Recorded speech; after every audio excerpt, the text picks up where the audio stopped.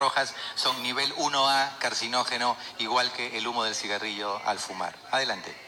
Doctor, buenas noches a todos también.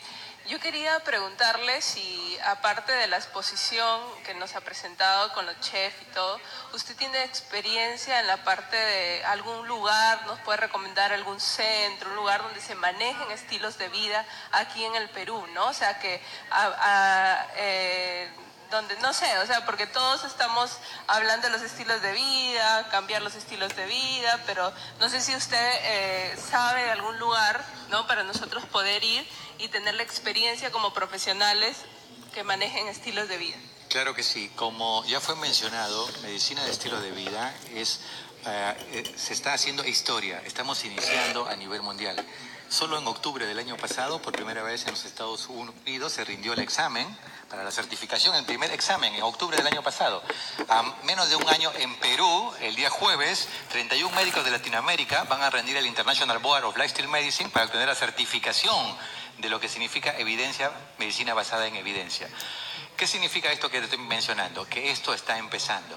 Por eso que el lema de la Asociación Latinoamericana de Medicina de Estilo de Vida es Making History in Lifestyle Medicine. Estamos haciendo historia, estamos comenzando con medicina de estilo de vida. Pero quiero comentarte que ya hay varios grupos, ya hay varios centros y estamos también comentándote que el Instituto de Medicina de Estilo de Vida está lanzándose en las próximas semanas en Perú, y la idea es trabajar junto con las universidades para generar centros de entrenamiento en medicina de estilo de vida. Quiero comentarte, por ejemplo, que ya 2 universidades están pensando el año próximo lanzar un diplomado en medicina de estilo de vida. La Cayetano va a lanzar una maestría en diabetes y obesidad con enfoque en manejo nutricional. La Universidad Ricardo Palma, estamos creando por primera vez en Perú la cátedra de medicina de estilo de vida de pre y posgrado, etcétera. Entonces estamos trabajando fuertemente en varios lugares. Esto está empezando y queremos que muchos más se puedan sumar para poder generar evidencia. Hoy tuvimos una reunión con los líderes de Latinoamérica y uno de los objetivos fundamentales es generar evidencia en Latinoamérica, no solamente la que traemos de Estados Unidos o de Europa, sino adaptada a nuestra realidad socioeconómica, idiosincrática, política de nuestra realidad. Vamos a agradecer al doctor Arturo Medrano por haber moderado este tema. Entregamos el certificado del Colegio Médico. Y vamos a pedirle a él que pueda otorgarle también el certificado del Colegio Médico al expositor, el doctor Johnny de la Cruz.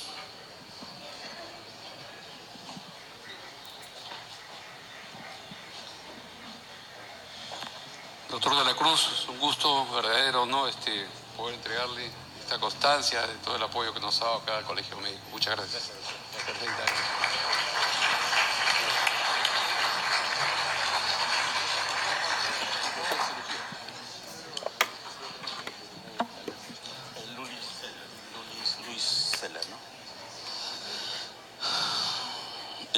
La cuarta conferencia va a estar a cargo del doctor Luis Cela, quien nos hablará acerca de las enfermedades cardiovasculares y medicina de estilo de vida. Para moderar este tema, invitamos a la doctora Victoria Armas, vocal de nuestro colegio también.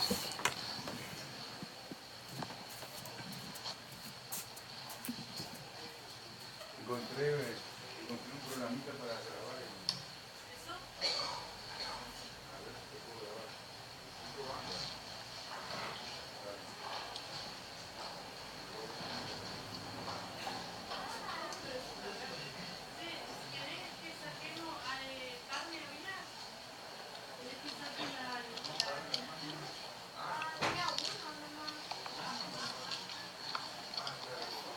Son 2 iguales, ¿no? Sí, un PowerPoint y un Keynote. Keynote del Mac.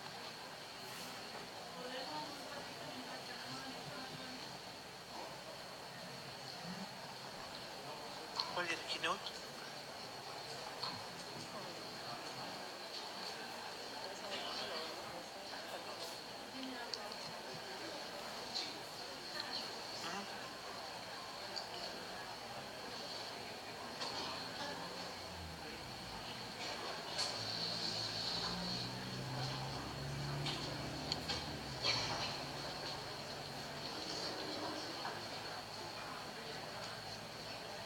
Sí.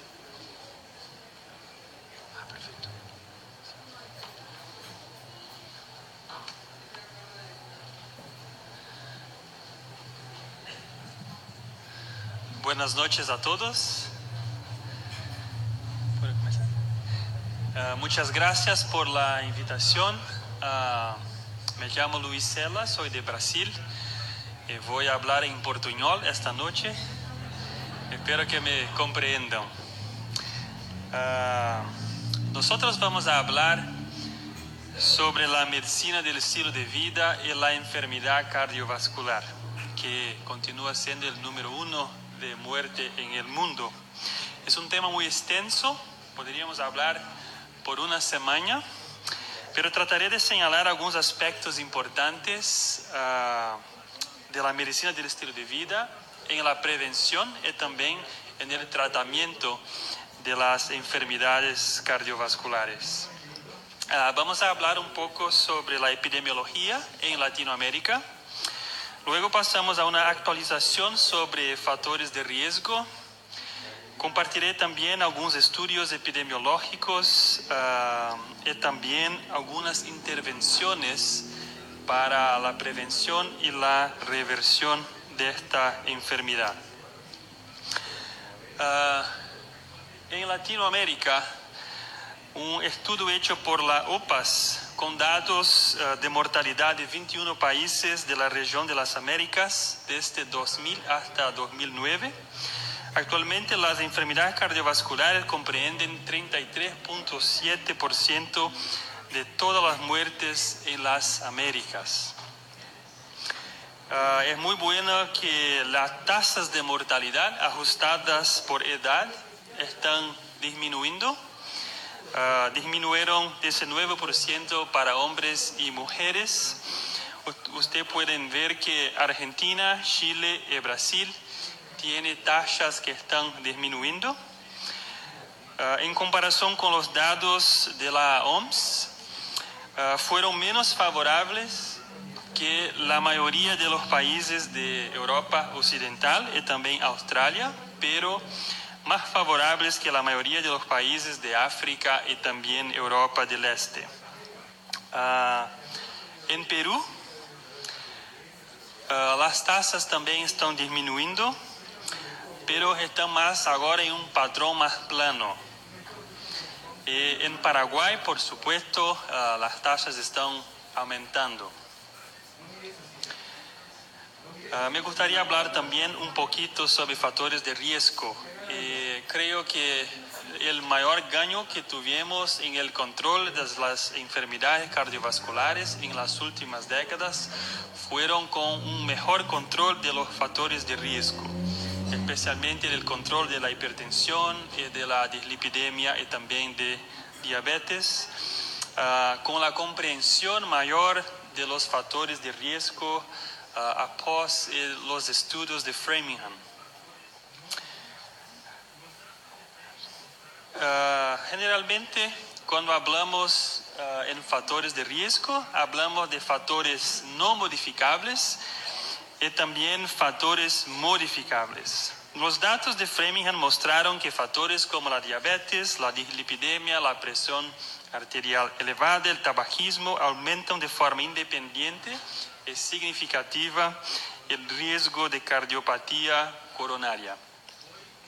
Recientemente el concepto de factores de riesgo se han ampliado para incluir la inactividad física, como Dr. Johnny habló. Estar sentado hoy es tan malo cuanto el hábito de fumar. Los americanos están diciendo que sitting is the next smoking. Estar sentado es el próximo tabaquismo. Existen datos también mostrando que los factores de riesgo agrupanse. Por ejemplo, una persona que tiene una mala dieta, es posible también que no practique actividad física. Entonces los factores se agrupan y actúan de una manera sinérgica. Por ejemplo, en presencia de dos factores de riesgo, un individuo cuadruplica su probabilidad de desarrollar las enfermedades cardiovasculares en comparación con individuos que no tienen estos factores de riesgo. Y las personas con tres Factores de riesgo, por ejemplo, un tabaquista que está obeso y también con niveles elevados de colesterol, multiplica su riesgo de 8 a 20 veces. Entonces los factores son sinérgicos y se multiplican. Yo creo que en las enfermedades cardiovasculares existe una gran ventana de oportunidad para nosotros, médicos y profesionales de las áreas de la salud, para recomendar un estilo de vida más saludable. Creo que en las enfermedades cardiovasculares la medicina del estilo de vida tiene un campo muy promisor. Me gustaría hablar también un poco sobre estos factores. Por ejemplo, sabemos hoy que la hipertensión, a cada incremento de 10 miligramos de mercurio de presión arterial diastólica o 20 miligramos de presión arterial sistólica por encima de 115 por 75, el riesgo de enfermedades cardiovasculares se dobla. En relación al tabaquismo, para una persona que fuma, el riesgo de infarto es 2 veces mayor, el riesgo de accidente vascular cerebral 3 veces mayor, la prevalencia de angina, de dolor en el pecho, 20 veces mayor, y también hay un incremento en riesgo de doença arterial periférica. Los diabetes aumenta el riesgo de mortalidad por enfermedad del corazón en 2 a 4 veces. Todos estos son factores completamente relacionados con el estilo de vida.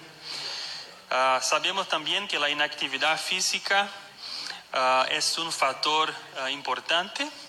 Las personas que tienen actividad física regular tienen un riesgo disminuido de hipertensión, colesterol, diabetes de tipo 2, síndrome metabólico y también de aumento de peso. Y la actividad física regular reduce el riesgo de enfermedad coronaria, accidente cerebrovascular y mortalidad por todas las causas. Estos efectos no son solamente por un peso más bajo, porque nosotros sabemos hoy que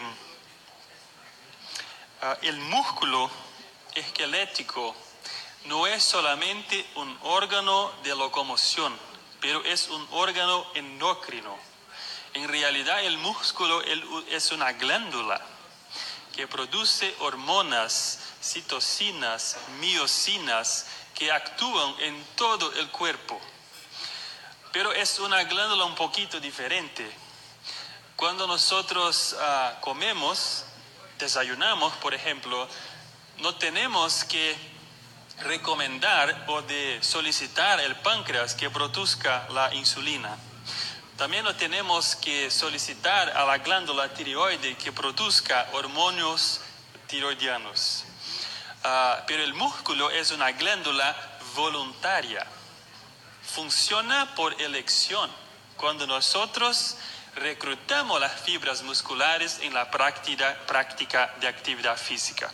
En este contexto, los músculos cuando se contraen producen una gran cantidad de miocinas, como estas interleucinas, que van a afectar la homeostasis de la glucosa, también promover un incremento de la masa muscular. El músculo esquelético también produce, por ejemplo, pozo que aumenta el gasto energético. Todos esos mecanismos son activados por la práctica de actividad física cuando nosotros elegimos usar esta glándula poderosa que es la mayor del cuerpo humano. El músculo es muchas veces esquecido, desconocido en la práctica médica. Me gustaría también hablar un poquito de la obesidad. Nosotros sabemos hoy que la obesidad incrementa el riesgo cardiovascular por un efecto directo, promueve un estado hiperdinámico, también una inflamación sistémica, una dislipidemia aterogénica y también un aumento de la producción de factores trombóticos como el fibrinógeno.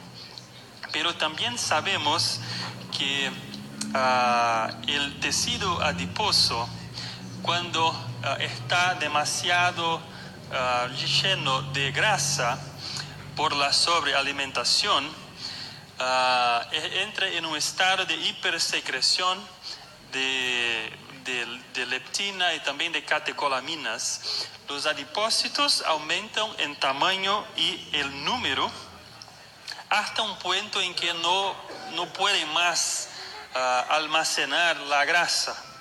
Entonces entran en un estado de estrés celular cuando alcanzan el límite de expansión del tejido celular. Este estrés está acompañado con la liberación de citocinas inflamatorias que van a generar un estado de inflamación de bajo grado sistémica, que es uno de los mecanismos en común de la mayoría de las doenças crónicas, como el cáncer y también el diabetes y las enfermedades cardiovasculares. No es una inflamación aguda, una inflamación importante localizada, pero una inflamación de bajo grado sistémica que junto con el estrés oxidativo y otros factores van a generar las doenças crónicas. Me gustaría también hablar un poquito sobre los factores que tradicionalmente consideramos como no modificables. Por ejemplo, sabemos que la enfermedad cardiovascular aumenta con la edad, pero me gustaría hablar un poquito sobre la genética. Johnny estaba hablando que la genética no es un destino para el cáncer, y lo mismo es verdad para las enfermedades cardiovasculares. Este es un estudio muy interesante publicado en New England Journal of Medicine en 2016. El estudio Atherosclerosis Risk in Communities.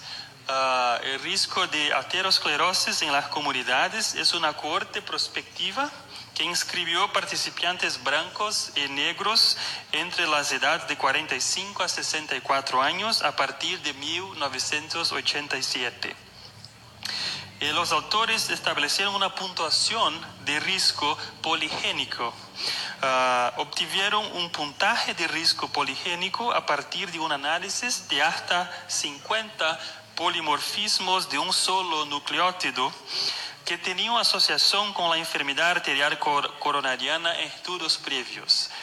Con este score de riesgo analizaron los pacientes con un riesgo elevado, un riesgo genético elevado para las doenças cardiovasculares, y compararon qué sucedía con estos pacientes que tenían diferentes niveles de estilo de vida.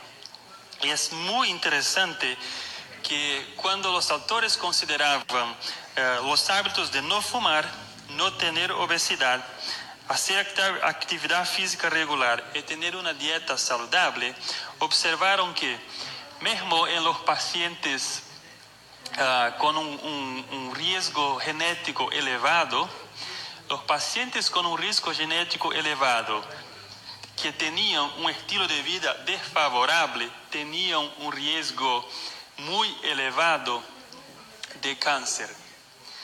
Pero los pacientes con un riesgo genético alto, con un estilo de vida favorable, tenían como la mitad del riesgo de desarrollar un cáncer. Entonces la genética no es, perdón, estoy hablando de cáncer, pero es enfermedad cardiovasculares. La genética no es un destino, pero una predisposición que será o no activada mediante el diálogo entre el ambiente y nuestros genes. Me gustaría hablar un poquito también de factores emocionales. La medicina del estilo de vida no es solamente nutrición, ejercicio, pero también el manejo del estrés, también la promoción de relaciones interpersonales saludables. Desde los años 80 se ha estudiado la relación entre un tipo A de personalidad, las personas con mucha energía, muy ambiciosas, muy competitivas, potencialmente enojadas y hostiles, y se estableció que había una relación entre la ira y las enfermedades cardiovasculares. Más recientemente, hay un nuevo tipo de personalidad llamada personalidad tipo D. Son aquellas personas con afectividad negativa, con una inhibición social, que no comparten sus emociones, guardan emociones negativas, son pesimistas.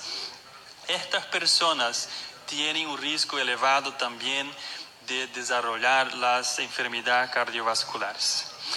O que también es verdad cuando hablamos del estrés.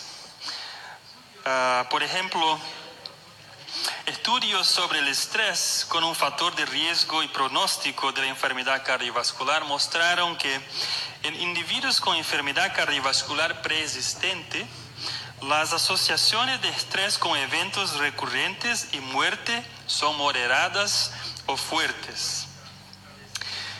Pasa que la respuesta al estrés emocional implica cambios en la función, en la fisiología del cuerpo humano. El estrés afecta directamente el sistema nervioso autónomo, también el sistema neuroendocrino, promoviendo la producción y liberación de catecolaminas y cortisol. También un estado hiperdinámico con aumento de la frecuencia cardíaca y la hipertensión arterial. Producción de factores de activación plaquetarios y también una inflamación de bajo grado. Todos estos mecanismos pueden ser inducidos por la respuesta del estrés. Estos mecanismos van a producir instabilidad cardíaca, isquemia miocárdica, disrupción de las placas ateroscleróticas y eventos cardiovasculares. Y también se ha demostrado que una respuesta no de estrés, pero una respuesta de relajación puede contrabalanzar estos efectos. Entonces, cuando por ejemplo nosotros hacemos un masaje o un ejercicio de respiración profunda, o cuando pasamos tiempo en oración o meditación, todos esos factores disminuyen la respuesta autonómica simpática y aumentan la respuesta autonómica parasimpática, y hay una reducción en riesgo cardiovascular. Me gustaría ahora hablar un poco de los estudios epidemiológicos, el impacto de la medicina y del estilo de vida en estas doenças. Un estudio muy importante es el estudio de salud de las enfermeras, que se estableció en 1976, cuando 121.000 enfermeras registradas en los Estados Unidos, de 30 a 55 años, proporcionaron información detallada mediante un cuestionario y fueron acompañadas seguidas por 14 años. Los pesquisadores observaron una incidencia de eventos coronarios que fue 83% menor en el resto, comparado al resto de la población, cuando estas mujeres tenían 5 hábitos saludables. Por ejemplo, una buena alimentación, no fumar, consumo moderado de alcohol, disminuir el IMC, el índice de masa corpórea, y también actividades físicas de moderadas a intensas, pelo menos 30 minutos por día, 5 veces a la semana. 83% de reducción, pero el problema es que apenas 3% de las 121.000 mujeres hacían estos 5 hábitos de salud. Entonces hay una tremenda diferencia entre el estado de la ciencia y la práctica médica, y también la práctica de hábitos de salud de la población. Y nosotros como médicos debemos ser educadores que pueden ayudar a la población a conocer estos impactos y también efectuar estos cambios. Me gustaría también hablar sobre estudios en la Inglaterra, la cohorte de EPIC Oxford. 57.000 hombres y mujeres de 20 años o más fueron reclutados y acompañados por 11 años. Y se demostró que en comparado con las personas que no son vegetarianas, las personas que tienen una alimentación basada en plantas tienen un riesgo de doença cardiovascular más o menos 30% más bajo. Entonces, una alimentación basada en plantas con frutas, verduras, leguminosas, semillas, nueces, es muy, muy saludable con el mínimo posible de alimentos de origen animal. Hay también estudios epidemiológicos en Estados Unidos con los adventistas del séptimo día. Los adventistas son un grupo religioso que tiene por recomendación seguir una dieta saludable, practicar actividades físicas y también no fumar y no consumir bebidas alcohólicas. Como no fuman y no ingieren alcohol, es un grupo muy, muy interesante para estudiar las doenças cardiovasculares porque eliminamos dos importantes factores de confusión. Como la recomendación de una dieta basada en planta no es una obligación, es una recomendación, usted tiene en los miembros de la iglesia personas que comen carne, personas que son vegetarianas, personas que ingieren lácteos y huevos, pero no consumen carnes. Hay una gama diferente de dietas que son seguidas y puede hacer un estudio de comparación. Entonces, en esos estudios, los pacientes que seguían un padrón vegetariano de alimentación tenían una menor incidencia de doenças cardiovasculares isquémicas y también de otras doenças más.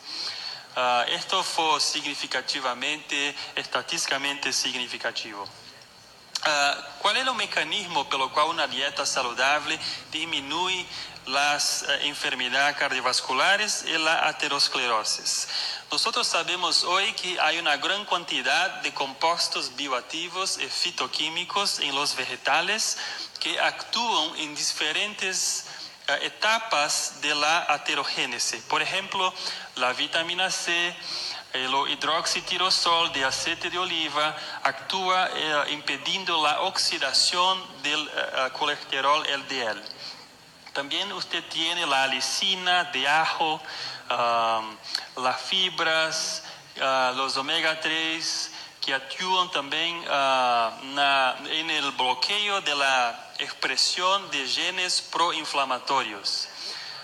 Mira, durante todo el proceso de la aterogénesis, usted tiene una gran cantidad de flavonoides, de compuestos bioactivos presentes en los vegetales que actúan en este proceso, impidiendo el progreso de la aterosclerosis.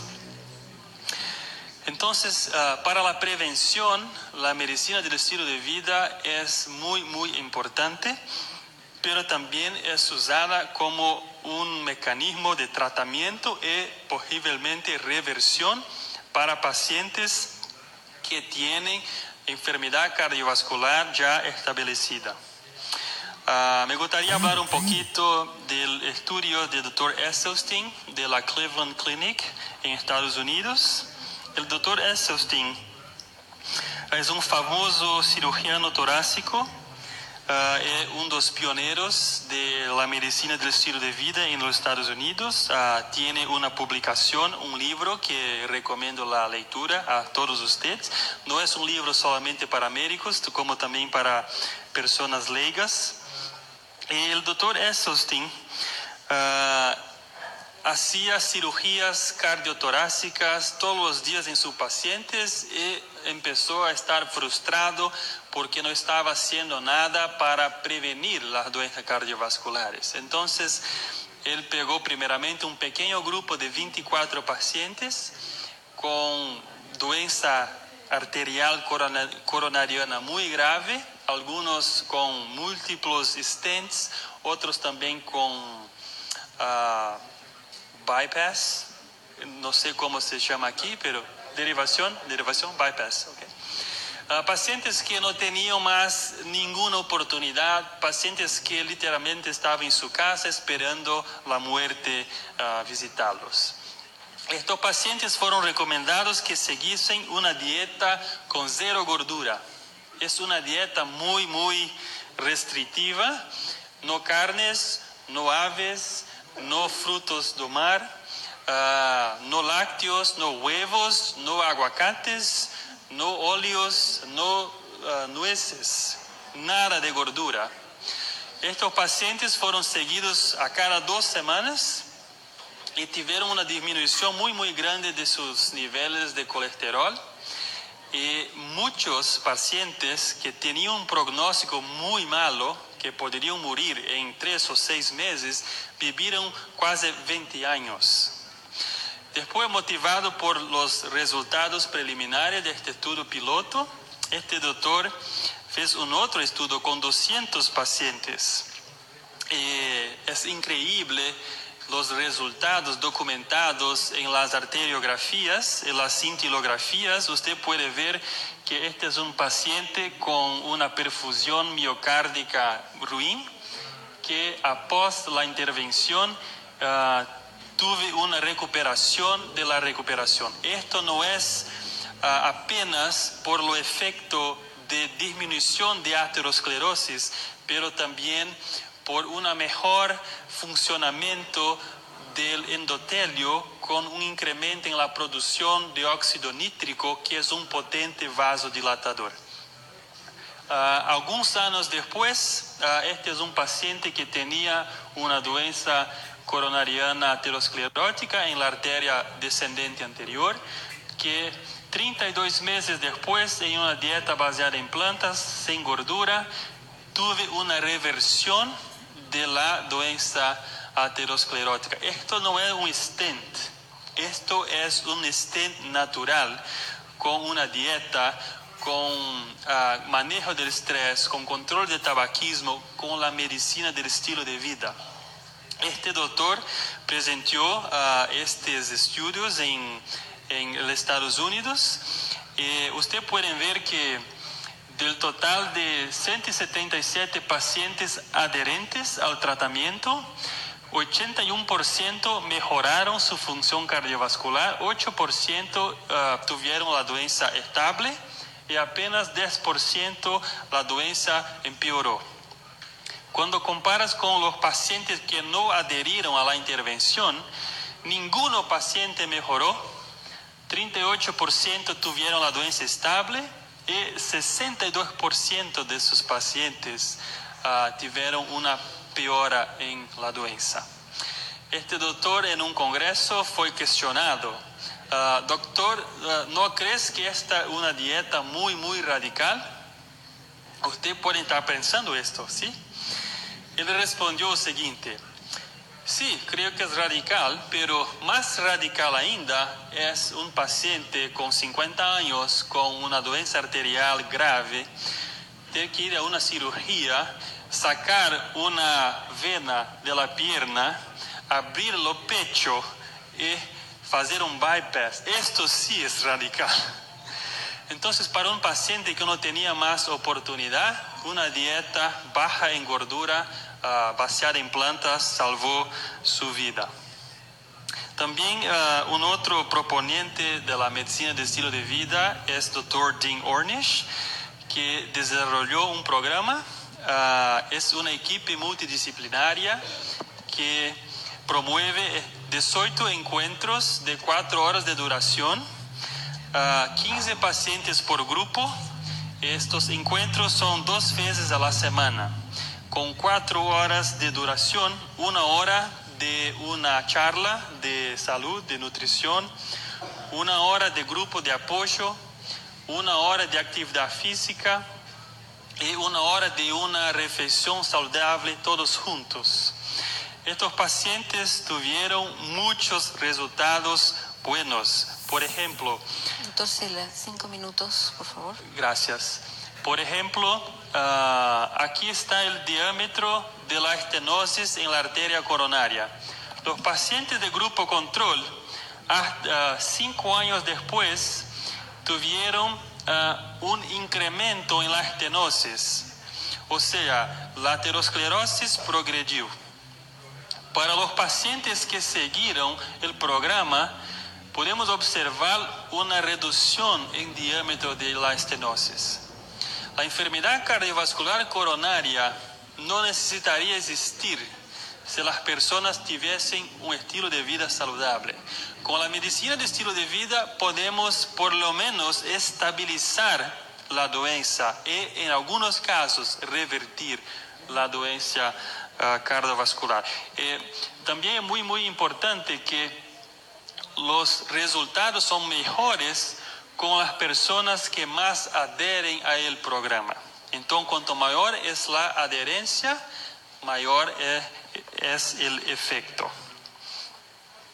También el grupo experimental redujo el colesterol LDL en 40% en el primer año y 20% hasta los 5 años. Los pacientes en el grupo experimental tuvieron un riesgo 2.5 veces menor de tener cualquier evento cardiovascular durante el seguimiento. 2.5 veces menor riesgo de tener un evento cardiovascular. Las conclusiones. La mortalidad cardiovascular está bajando, pero el aumento de la obesidad y la diabetes puede comprometer estos logros.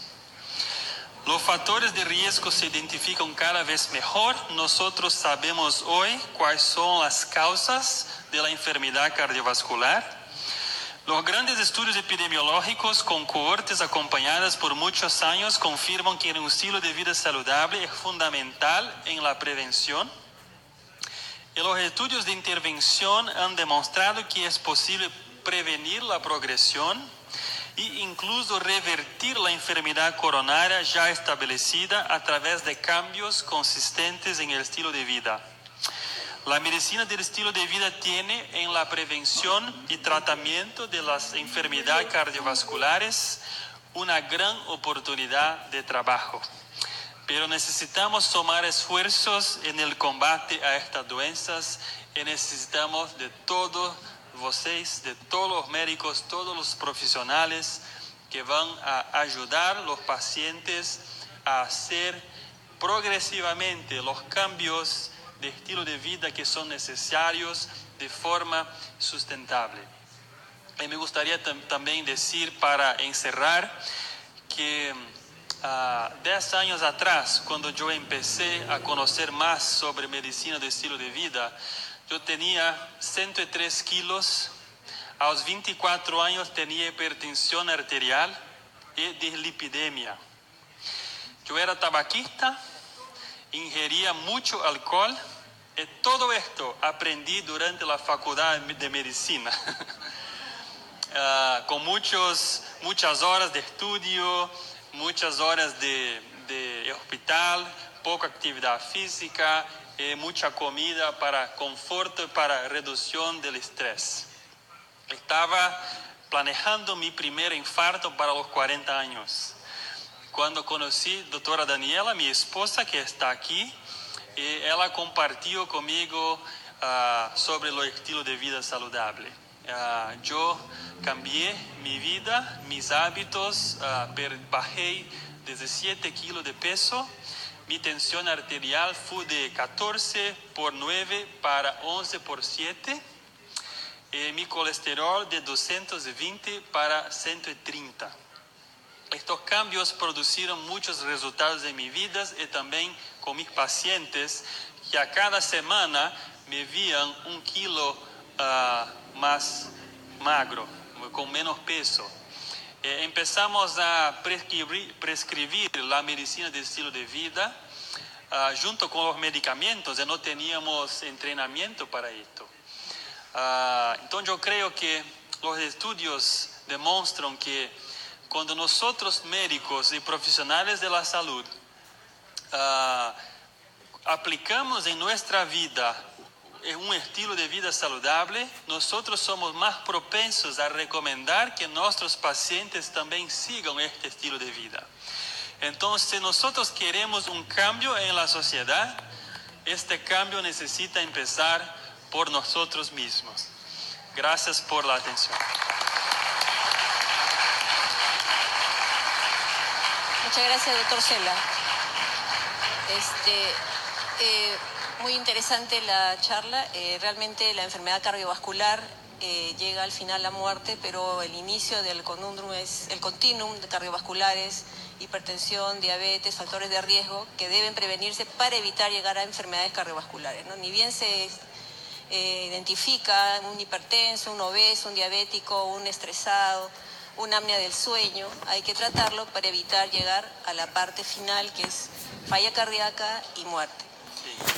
Totalmente de acuerdo, los teams, heart teams actualmente son multidisciplinarios, no solamente es el médico cardiólogo, es el médico clínico, el cardiólogo intervencionista, el cirujano, la enfermera, el nutricionista, el psicólogo, el endocrinólogo, dependiendo de qué patologías agregadas hay, el neumólogo. O sea, realmente no es exclusividad de ninguna especialidad, y creo que ahora el médico de estilo de vida sería también clave en este grupo para tratamiento de enfermedades cardiovasculares, y creo que en todo. ¿Alguna experiencia en cuanto al apnea del sueño en estilo de vida saludable? ¿Algunas recomendaciones con pacientes que hayan tenido apnea del sueño, que es un factor de hipertensión y de enfermedad coronaria también? ¿Con sueño? Apnea del sueño. Cambio de sueño, sí. El apnea. Apnea, sí, sí.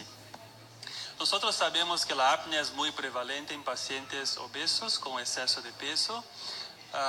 Cuando bajamos de peso, todo lo que hacemos en la medicina del estilo de vida, con nutrición, con actividad física, con manejo de estrés, va a apoyar al paciente en la disminución de peso y también en la disminución de apnea, con consecuente disminución de la tensión arterial.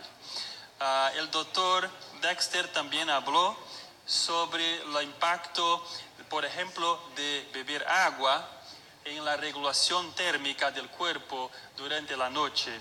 También habló del efecto de la luz azul de las pantallas en el sueño también. Entonces, yo trabajé en un centro de medicina de estilo de vida en Brasil, donde los pacientes pasaban una semana con nosotros. Es un programa residencial, un programa de internación en medicina de estilo de vida. Y nosotros a las 10 horas de la noche cortábamos el wifi. No había conexión más. Los pacientes estaban con tremores, con abstinencia de la red social, pero agradecía mucho porque iban a dormir más temprano, sin la influencia de la luz.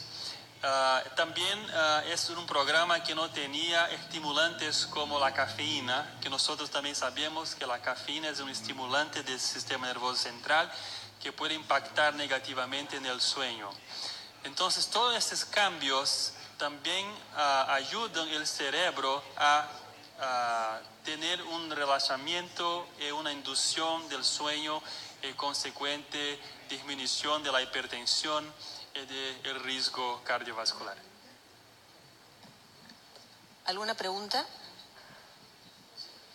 Sí. Ahorita.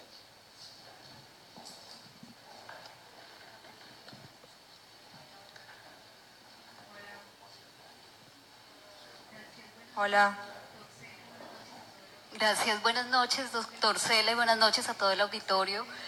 Mi pregunta es la siguiente. La relación del consumo de grasas ha sido ampliamente estudiada en relación con la salud cardiovascular, y mi pregunta específicamente es si nos puede mencionar alguna evidencia en relación de la proteína de origen animal y la enfermedad cardiovascular. Sí. Esta es una charla de 45 minutos que yo tuve que reducir, pero hay sin evidencias hoy que no es solamente la cantidad de proteína que es importante, pero también la calidad. Nosotros sabemos que la proteína de origen animal tiene un perfil de aminoácidos diferente de las proteínas de origen vegetal. Por ejemplo, es conocido la relación entre consumo de proteína animal con aminoácidos más ácidos y la retirada del calcio de los huesos. También nosotros sabemos que hay un impacto de la calidad de proteína en el cáncer también. Sí, por ejemplo, hay estudios demostrando que la proteína whey, la caseína de leche, incrementa el riesgo de cáncer y la promoción de factores tumorales, cuando lo mismo no ocurre con la proteína de la soya, por ejemplo. Hay también relaciones entre proteína de origen animal y proteína de origen vegetal con las enfermedades cardiovasculares. Y también porque las proteínas de origen animal normalmente ven acompañadas de grasas saturadas, o que no es verdad para las proteínas de origen vegetal, que muchas veces vienen acompañadas de carbohidratos complejos o de grasas mono y poliinsaturadas. Vamos a agradecer esta noche a la doctora Victoria Armas por su participación en esta mesa.